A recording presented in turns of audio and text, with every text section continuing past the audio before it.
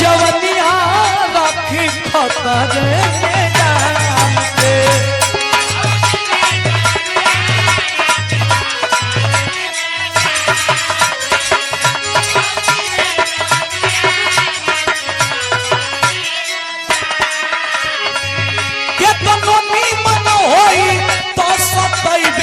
नुकरी केतना निमन होई तो सतैबे नुकरी इतना फरक बाबू मरिया में अरे कमरिया का इतना फरक बाबू मरिया में कमरिया का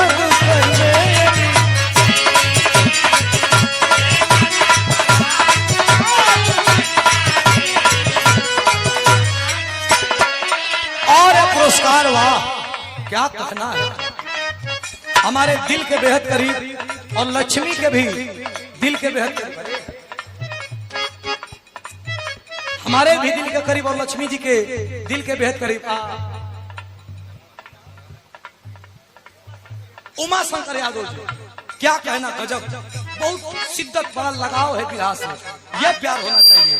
बहुत बहुत दिल से धन्यवाद आशीर्वाद हमेशा मिलता है और आज भी मिल रहा है आदि शक्ति अरे भैया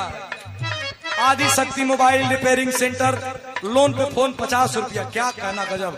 अब अगर केहू ना ले जाए तो हम एगो लोन पे फोन ले जाइए किस्ती अगर छूट जाए तो भर दिया तू हाँ आया बोलिए फिर तो भर दे बोलिए आदि शक्ति हमारे रिपेयरिंग सेंटर लोन पे फोन मिलता है हमारे प्रदीप भैया ना प्रदीप मिश्रा जी ये 50 रुपया पुरस्कार दिल बनी कोट कोट प्रणाम बहुत बहुत दिल से धन्यवाद क्या कहना है डरे हमारा रोवे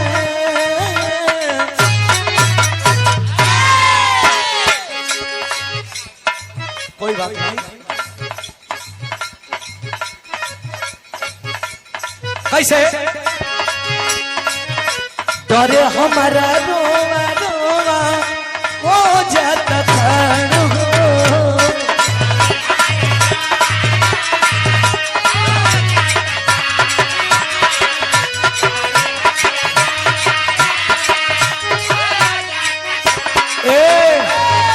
सोची सोची देहिया में सोची सोची देहिया में लाखों तर जाए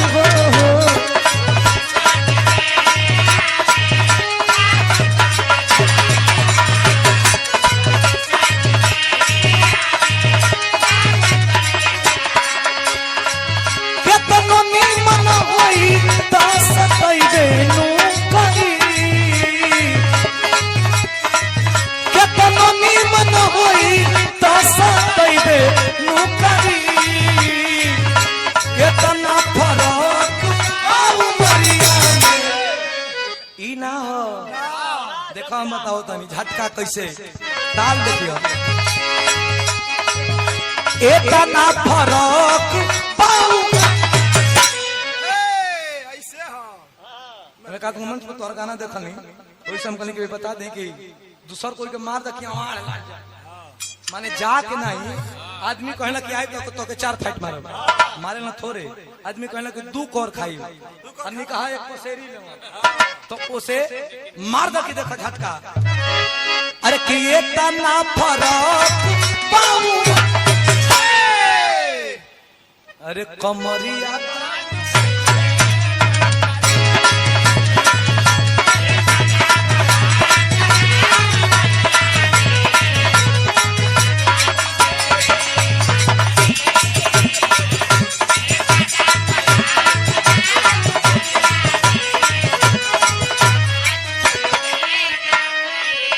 देखा देखा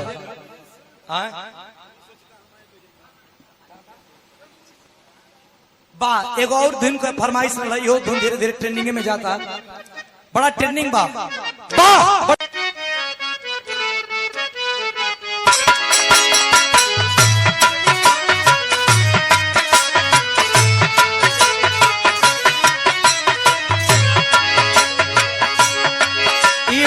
गा दे भैया को फरमाइश ले लो, भैया को फरमाइश ले लो,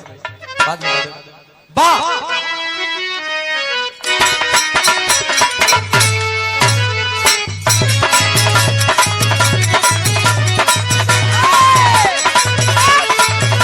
बड़ी वायरल बा लक्ष्मी, बड़ी वायरल बा। गोलू गोल्ड भैया गईले बने गाना के, अब बहुत नीमन बा, सब लोग कॉपी कैले बा। कोनो लड़की कहतिया कहिया ले जान तू मचई तो खला बहनी,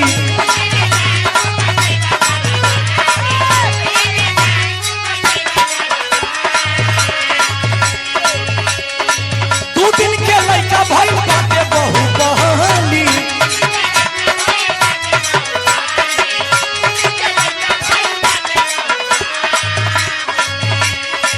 कहिया ले जान तू मचई तो खला बहनी, दू दिन के लड़का भाई बाटे बहु बहनी। लड़कवा कहता करे जाहो अरे अब ना चिड़ैया उड़ी बाझ उड़े वाला बा,